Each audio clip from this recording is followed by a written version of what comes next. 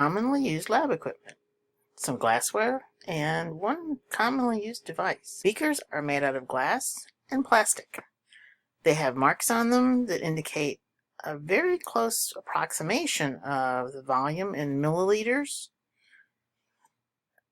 They're handy, but they're not accurate enough in their measurement marks to really use as a more specific measuring device for liquids. But we'll find that they're very handy, and we use them for quite a few of our procedures this semester.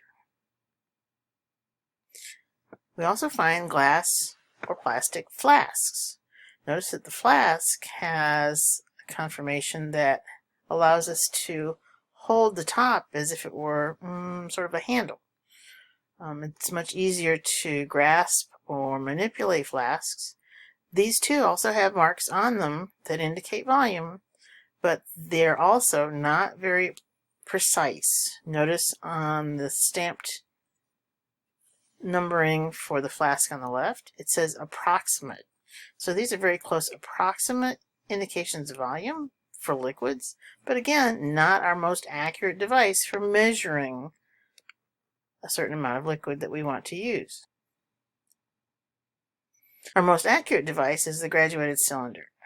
For the graduated cylinder, you notice that there are numbers on these tall, slender glass or plastic cylinders, and the marks, the numbers, where you see the numbers, that's indicating milliliters, and the marks in between the numbers are individual single milliliters.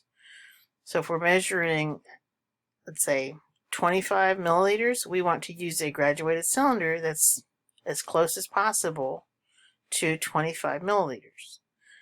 So we wouldn't use a 10 milliliter graduated cylinder. We wouldn't use a 100. If we have, let's say, a 25 or a 20 milliliter graduated cylinder handy, that's the one we'd use to measure 25 milliliters. So we try to use a graduated cylinder for precise measurement of volumes of liquid that is close as possible to the volumes that we need. We also use pipettes.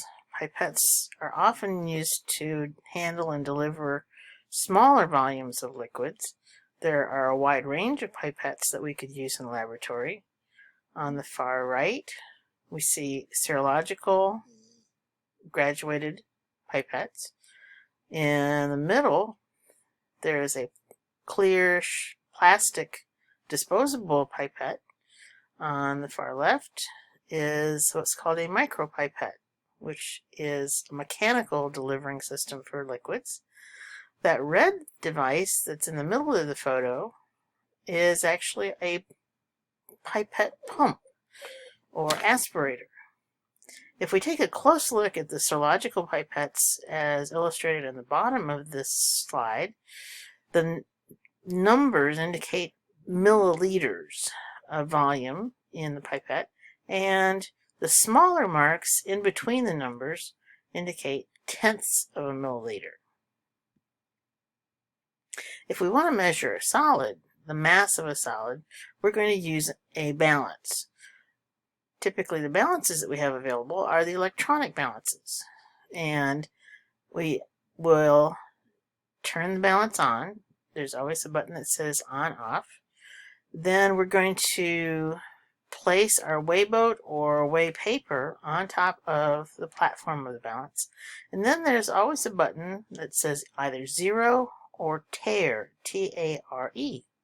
We want to push that because that's going to take into account the mass of the weigh boat and reset the digital display of the balance to 0.